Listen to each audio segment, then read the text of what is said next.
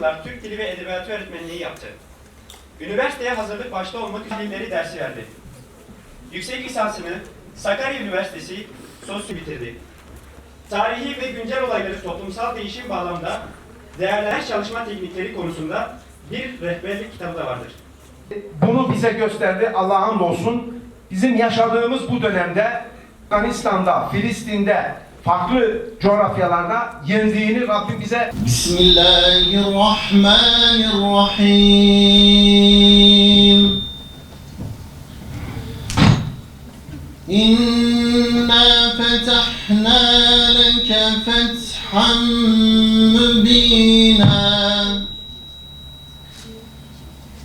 ليغفر لك الله ما تقدم من ذنبك وما تأخر ويتم نعمته عليك جنات تجري من تحتها الأنهار خالدين فيها ويكفر عنهم سيئاتهم وكان ذلك عند الله فوزا عظيما صدق الله العظيم. Kıymetli misafirler, değerli akademisyen hocalarım ve öğrenci kardeşlerim, hepiniz hoş geldiniz. Esselamu Aleyküm ve Rahmetullah. Söz ve Kalem Gençlik Topluluğu olarak bizler maneviyattan ve samimiyetten uzak bir ortamda bulunan gençlerimizin yaralarına merhem ve derman olmayı kendimize dert ve görev biliyoruz. Bu sorumluluk bilinciyle uyuyanları uyandırmaya, ataletle savaşmaya, doğruları hatırlatma ve anlatmaya gayret ederek üniversitemizde İslami şuurun devam etmesine ve daha da güçlenmesine vesile olma gayesindeyiz. Bizler Söz Kalem Gençlik Topluluğu olarak Kur'an-ı Kerim'de müminler ancak kardeştir ayetini kendimize şiar ve serlevha edinerek bu bilinç doğrultusunda hareket etme amacındayız. Bir araya gelen kardeşlerimizle bu kardeşlik bağında ehemmiyet göstererek hayırlı ve güzel işlerde önde ve öncü olmak ideallerimizdendir. Ümmetin derdi bizim derdimizdir. Bundan dolayı en başta Kudüs'ümüz olmak üzere İslam'ın mirasına sahip çıkma bizler için bir görev ve sorumluluktur. Üniversitemiz bünyesinde bu amaçla sosyal, kültürel, sanatsal, ilmi ve sportif gibi birçok alanda faaliyetler düzenliyoruz. Ayrıca özelde Mescid-i Aksa ve Kudüs için genelde de ümmetin meselelerine duyarsız kalmayacağımızı ve etkinlikler yaparak veya yapılan etkinliklere bir fiili bulunmada azami derece gayret göstermeye devam edeceğimizi duyuruyoruz. Bugünkü programın da kalplerdeki ve zihindeki Kudüs bilincini yerleştirme vesilesi olmasını diliyor. Programa bizleri kırmayıp katılan Sayın Doktor Abdülkadir Turhan hocamıza teşekkür ediyoruz. Allah'a emanet olunuz. Esselamun Aleyküm ve Rahmetullah. Filistin her zaman 100 yılı aşkın bir süredir Müslümanların, bütün Müslümanların birinci meselesidir. Ve Müslümanlar Filistin'le ilgili ne kadar program yaparlarsa belki görevlerini hakkıyla yerine getirmiş olmazlar. Fakat 7 Ekim'den sonra durum değişti. Evet, daha önce de programlar yapıyorduk ama 7 Ekim'den sonra durum tamamen değişti. Allah öyle bir etkinliği yapan, öyle bir operasyonu ortaya koyan kardeşlerimizden razı olsun.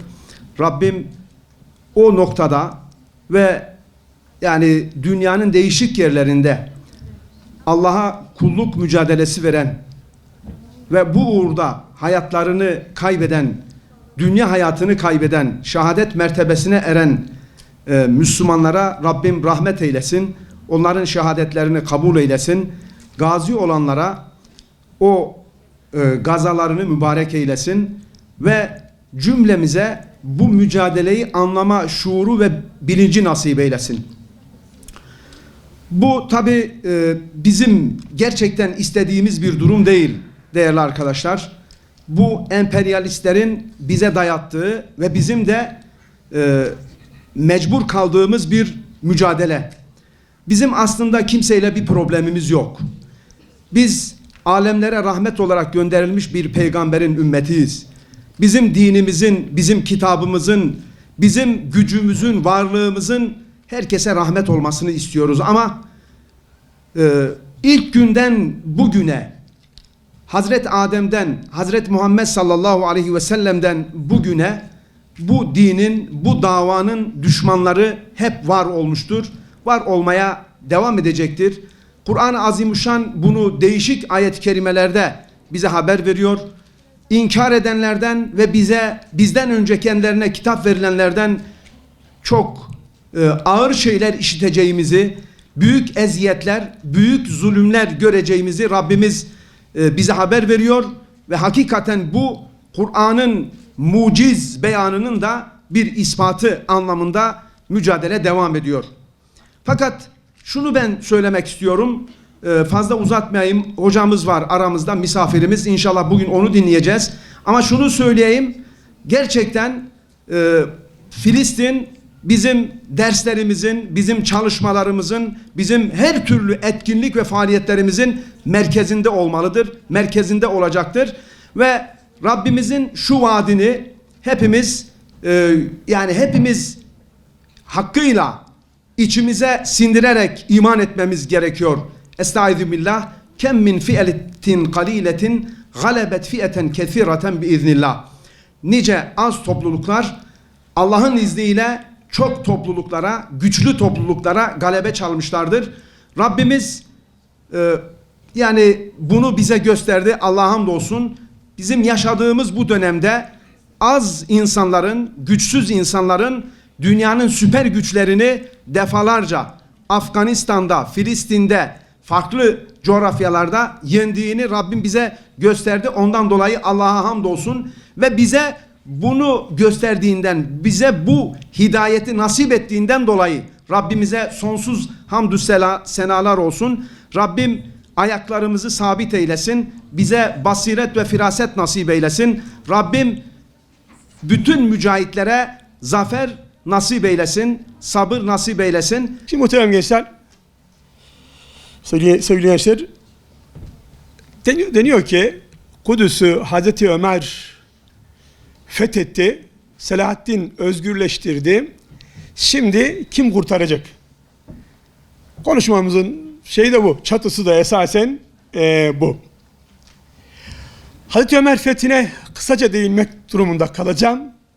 Selahaddin fethini şöyle bir ortaya koyacağım ve bugünkü hali sizlere bir tasvir etmeye çalışacağım.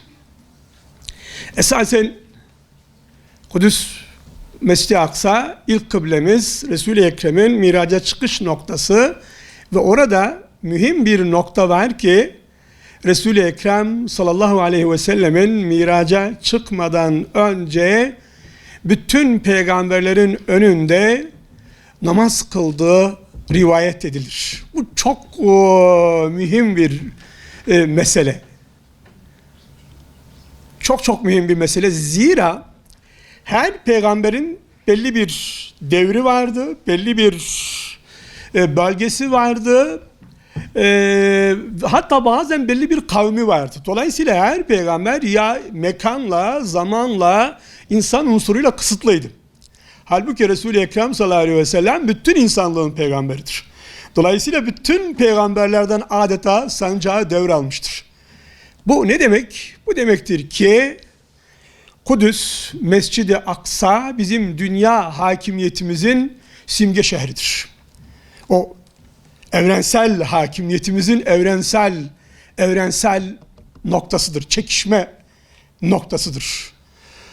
Kudüs kimdeyse dünya hakimiyeti tabiri caizse ondadır. Kudüs bizdeyse ve Kudüs rahattaysa ümmet rahattadır.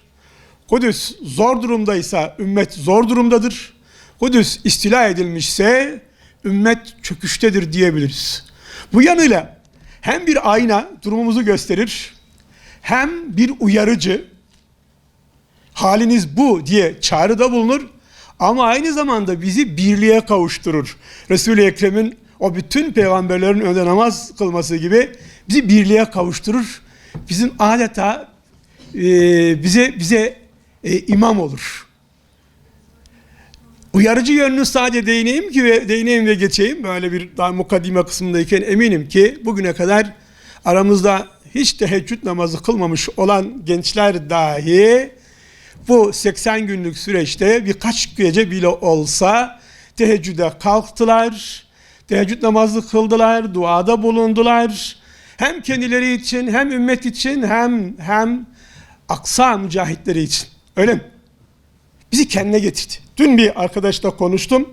Hocam dedi, Avrupa Müslümanları gerçekten dedi bu 80 günlük süre içerisinde kendilerine geldiler. Adeta maddi bir dünyadan manevi bir dünyaya geçtiler dedi. Hepimizin yüzüne nur geldi hocam dedi bu 80 günde. Biz değiştik.